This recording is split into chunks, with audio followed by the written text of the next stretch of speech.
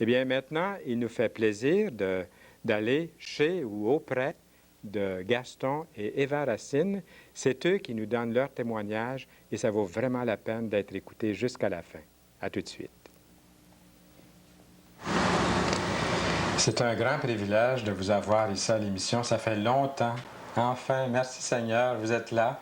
C'est le docteur Eva Aran Racine et son époux, Gaston Racine. Il me fait vraiment plaisir de vous accueillir ici à l'émission Toute la Bible en parle.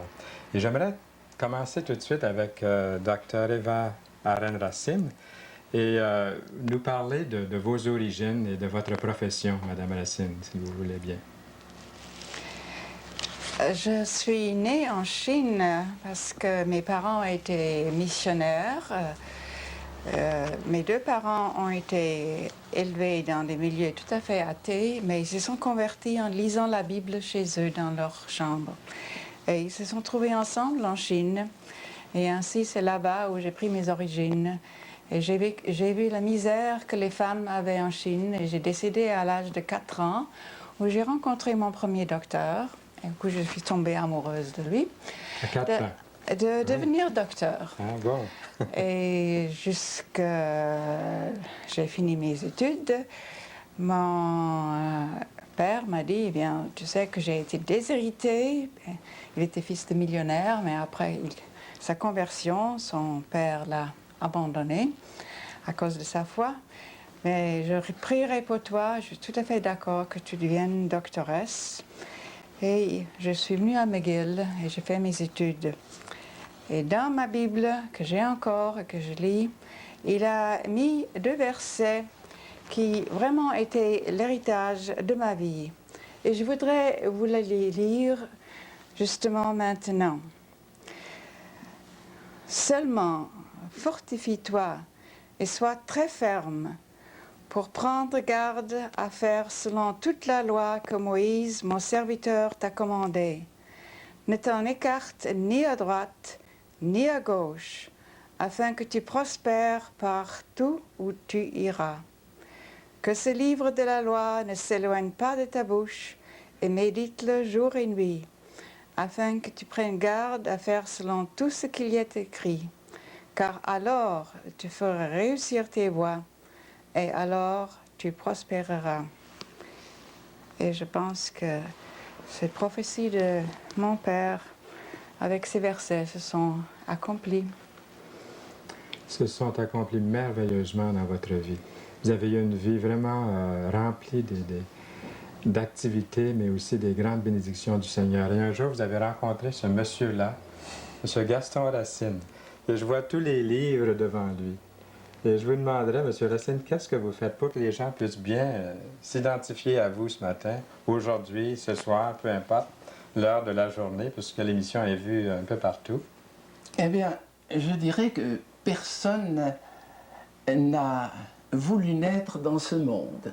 Et personne non plus n'a choisi le milieu, la famille dans laquelle il a vu le jour. Mais je rends grâce à Dieu pour ce qu'il a fait pour moi.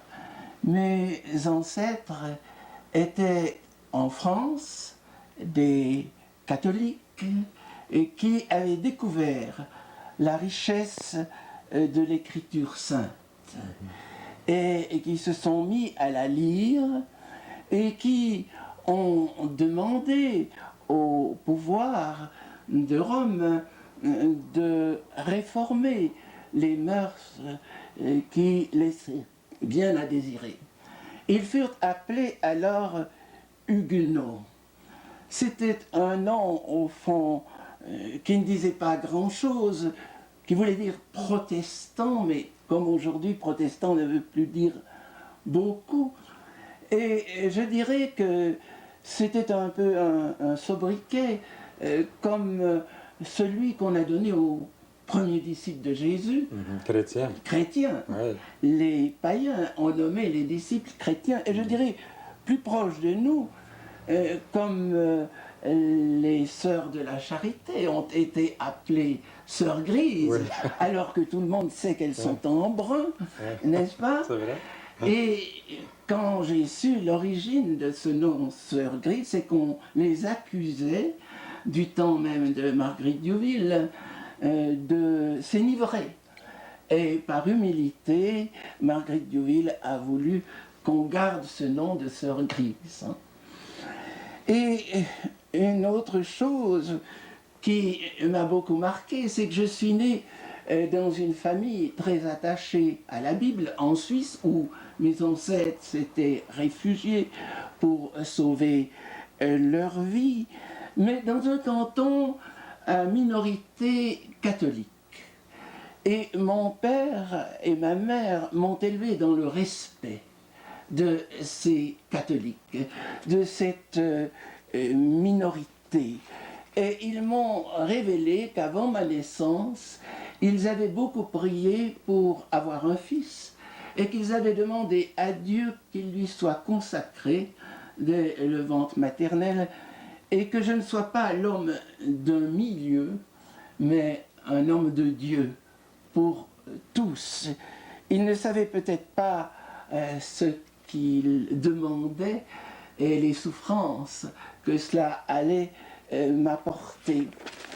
Mais c'est à l'âge de 14 ans que, tout en étant élevé dans les principes bibliques, que j'ai vraiment passé par une conversion personnelle à Jésus-Christ. Toutes ces vérités, je les entendais dès ma naissance par mes parents, mais c'était un disque. Et ma rencontre personnelle avec le Christ eut lieu quand j'avais 14 ans, en Suisse, dans un camp. Et alors, converti au Christ, c'est-à-dire ayant changé de centre, j'avais pour centre moi-même avant ma conversion. Et ensuite, c'était le Christ qui devenait mon centre. Alors j'ai compris que ma vie devait lui appartenir. Mais j'avais fait des plans, comme on en fait souvent. Et je voulais servir le Seigneur, mais comme médecin. Je ne savais pas que j'épouserais plus tard un médecin. Mais moi, au lieu de devenir médecin, il m'envoyait à l'hôpital. Dès l'âge de... Dès l'âge de 15 ans et demi, 16 ans. Et pendant toutes ces années, c'est là qu'il a trouvé bon de me former à l'école de la souffrance. Et quelles furent mes lectures durant ces années de maladie? La Bible d'abord, mais aussi des livres comme Saint Jean de la Croix, le Père Didon et beaucoup d'ouvrages catholiques, Thérèse d'Avila. Et je dois dire que j'ai découvert en ces lectures aussi Lacordaire, et surtout avec Saint Jean de la Croix, dans La vive flamme d'amour, dans le Cantique spirituel et dans La montée au Carmel, des âmes qui aimaient Jésus-Christ.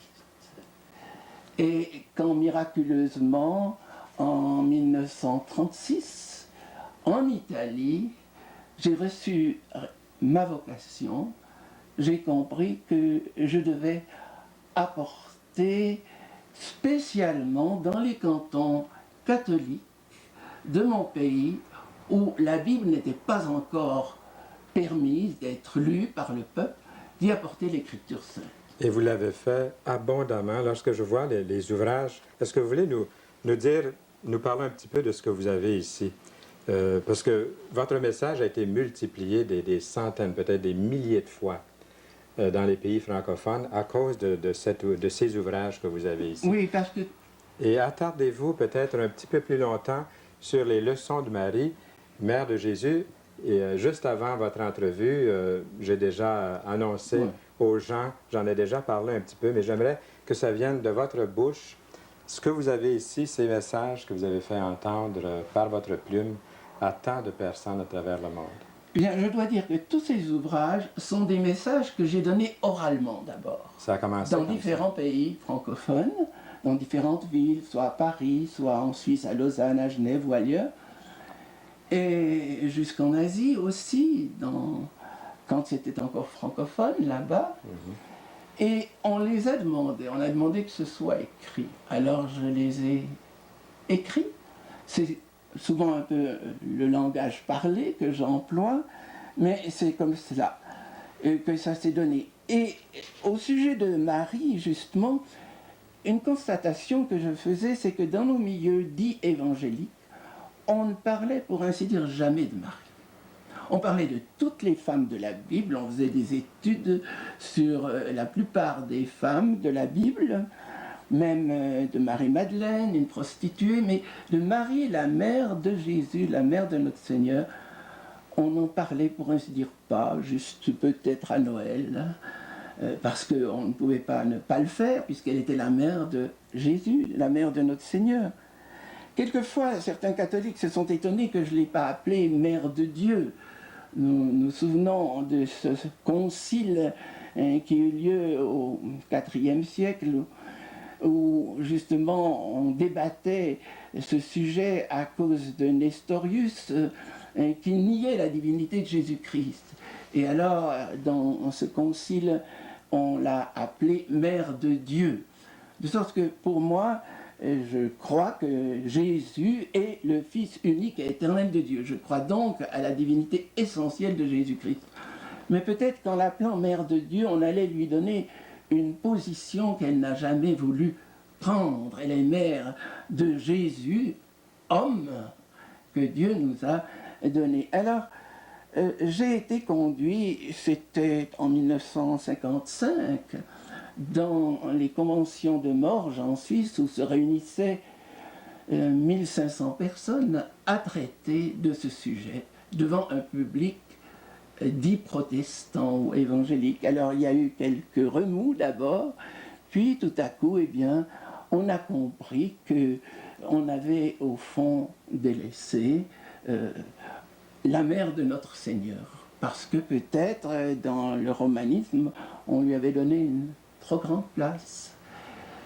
Et alors, en écoutant ce que le Seigneur me disait dans sa parole, j'ai compris que Marie était vraiment la personne qui pouvait nous donner les plus grandes leçons en nous conduisant toujours à quelqu'un de plus haut qu'elle, le Christ. Vous nous donnez l'envie, le goût de lire ce livre que nous allons, et nous voulons, je veux profiter aussi en même temps de prendre le temps de vous remercier.